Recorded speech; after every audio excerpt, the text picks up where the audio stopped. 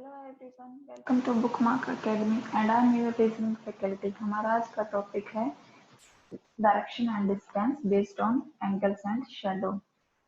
सो हम आज का अपना टॉपिक स्टार्ट करते हैं, direction and distance based on angles.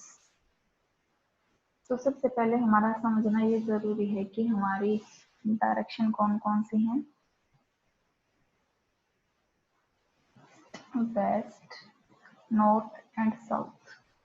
हमारी 4 सब डायरेक्शन है। नॉर्थ ईस्ट जो हम पहले भी डिस्कस कर चुके हैं, south west and north waste.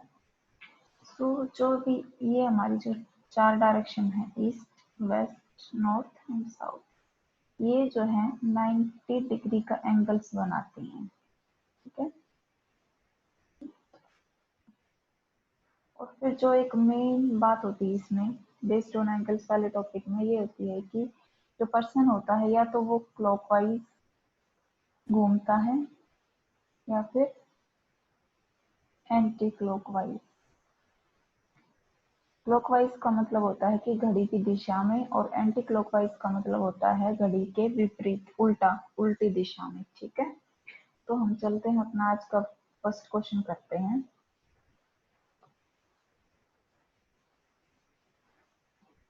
Sunil is facing north and he turned 45 degree direction. ठीक है। सुनील, ये अज्यूम करते हैं कि सुनील खड़ा है यहाँ पे, और ये कौन सी डायरेक्शन में खड़ा है? इधर, ये नॉर्थ साइड फेस करके खड़ा है।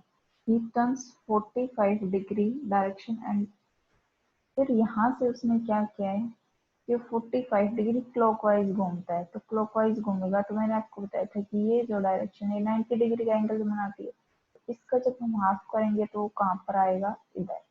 और तो ये कितना एंगल हो गया हमारा? 45 डिग्री का। तो अब सुनील कहाँ पर है? यहाँ पर है। ये सिर्फ मैं आपको समझाने के लिए बता रही हूँ, वैसे इसकी इतनी कोई खास जरूरत होती नहीं है। ठीक है। फिर आगे देखते हैं कि then he turn 135 degree anti clockwise direction. Anti clockwise का मतलब है कि अब जब यहाँ पे वो खड़ा है तो यहीं से वो उल्टा चलेगा, इस साइड। ठीक है। तो कितना डिग्री चलेगा? 135। अब 135 चलेगा तो ये जो भी है 45 डिग्री इधर हो गया, ये 45 डिग्री हो गया इधर, ये 45 डिग्री, 90 इधर हुआ, तो टोटल क्या होगा? 135 डिग्री होगा। तो ये अब किस डायरेक्शन में आ गया? ये वेस्ट डायरेक्शन में आ गया। 90 plus 45 is equal to 135 degree. तो ये टोटल यहाँ से यहाँ तक अब कितना हो गया? 135। तो इस तरह से वो हर जगह घूमेगा, एंटी क्लॉकवाइज और क्लॉकवाइज। चलते हैं नेक्स्ट क्वेश्चन पे। Ram is facing north. Ram जो है नॉर्थ फेस कर रहा है। Then turn 90 degree anti clockwise direction. अब यहाँ से वो एंटी क्लॉकवाइज उल्टी दिशा में घूमेगा। तो यहाँ पर जब ये 90 डिग्री घूमेगा तो इधर आ जाएगा, वेस्ट में। Then turn right and again turn 45 in clockwise direction. अब यहाँ पर पहुंचने के बाद इसने क्या किया कि ये राइट साइड चला। इसका राइट साइड कौन सा है? ये वाला है। And then turn 45 degree in clockwise direction. तो यहाँ पे ये जो 90 डिग्री का बनेगा, अब एंटी क्लॉकवाइज होता तो इधर जाता, क्लॉकवाइज है तो इधर जाएगा। तो ये तो पूरा 90 हो गया अगर पूरा का पूरा राइट लेता तो। बट इसका हाफ उसने क्या बोला? 45 डिग्री। तो 45 डिग्री ये इधर आ जाएगा। तो ये कितना एंगल बन गया? ये कितना एंगल बन गया अब हमारा? 45 डिग्री। और ये कौन सी डायरेक्शन हो गई हमारी? ये हो गई हमारी साउथ ईस्ट डायरेक्शन। ठीक है। चलते हैं नेक्स्ट क्वेश्चन पे। Shyam went 10 kilometre toward west. अब श्याम जो है वेस्ट में जाता है 10 kilometre. Then turn left and went, then turn left and went 10 kilometre. अब यहाँ से उसने क्या किया? लेफ्ट लिया, और कितना चला? फिर से 10। Again he turn left and went 10 kilometre, और यहाँ से भी फिर लेफ्ट लिया और 10 चला। Then he took a 45 degree turn to his left and went straight। अब ये तो उसका इधर नीचे की तरफ तो राइट हो गया, तो राइट तो जाएगा नहीं, तो वो कहाँ जाएगा, ऊपर जाएगा इस साइड, जो कि उसकी राइट साइड है। तो कितने degree turn, 45 to his left. तो अब 45 डिग्री जाएगा तो ये तो पूरा इधर है, ऐसे 90 डिग्री का एंगल बनता है। और जब तक ये ना बोले ना कि एंटी क्लॉकवाइज नहीं जाना, तो एंटी क्लॉकवाइज नहीं जाना, उसके बिना बोले हमको क्लॉकवाइज जाना है। तो ये 45 डिग्री हो गया, तो यहाँ पर वो कितना गया, 45 डिग्री। अगर समझ में ना आए ना तो इस तरह से बना के देख लिया करो एंगल्स, बाकी एक दो बार प्रैक्टिस से हो जाएगा। In which direction he is facing now, तो अब कौन सी डायरेक्शन में फेस कर रहा है, नॉर्थ ईस्ट डायरेक्शन में। ये तो थे एंगल पे बेस्ड क्वेश्चन। अब हम करते हैं अपने शैडो पे बेस्ड, पहले थोड़ी कॉन्सेप्ट समझते हैं, ठीक है। Shadow, east, west, north and south. जो सन होता है वो ईस्ट में उगता है और वेस्ट में छिप जाता है, ठीक है। तो जो सन की जो शेडो होती है या जो परछाई होती है, अगर वो ईस्ट में है, अगर मॉर्निंग का टाइम है तो इस साइड पड़ेगी, ठीक है।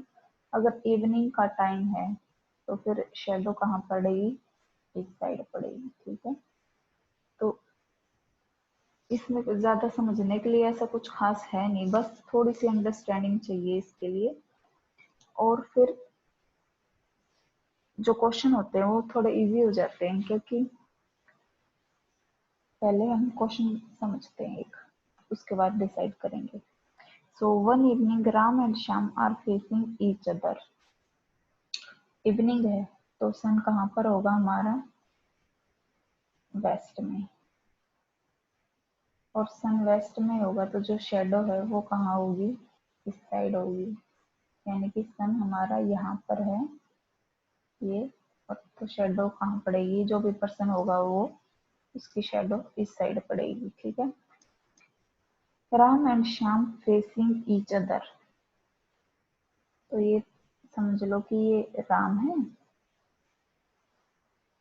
इधर ये राम है और ये श्याम है। ये दोनों एक दूसरे की तरफ फेस करके खड़े हैं। Shyam shadow fail exactly toward his left hand. अच्छा, यहाँ पर एक समझने वाली बात है, एक और है कि जो भी पर्सन है अगर वो सीधा खड़ा है यहाँ पे ये, तो ये इसका लेफ्ट है और ये इसका राइट है, ठीक है। अगर वो फेस उल्टा करके खड़ा है, यानी कि सर उसका पीछे की तरफ है, तो ये उसका राइट और ये उसका लेफ्ट हो जाएगा। तो उसने क्या बोला कि शाम की जो शेडो है वो fail exactly toward his left hand, उसके लेफ्ट हैंड की तरफ है। और उसके अगर लेफ्ट हैंड की तरफ है तो अब हमको राम और श्याम की पोजीशन ऐसे सेट करनी है कि जो श्याम की शेडो है वो उसके लेफ्ट हैंड की साइड आए, ठीक है। तो अगर सूरज वेस्ट में है तो शेडो तो इसी साइड होगी, ये शेडो है। तो फिर हम करते हैं शाम को नॉर्थ में सेट और राम को साउथ में सेट करते हैं, ठीक है।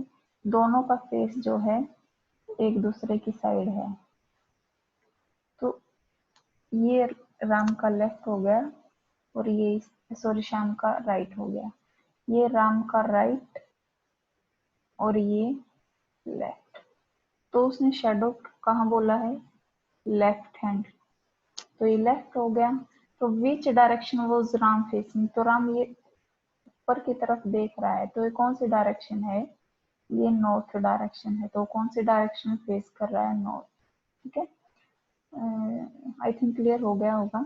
तो हम अपने आज के सेशन का यहीं पर एंड करते हैं, और नेक्स्ट क्लास में हम जितने भी क्वेश्चन होंगे चाहे बेस्ड ऑन शेडो और एंगल्स और जो भी, उसकी हम प्रैक्टिस करेंगे।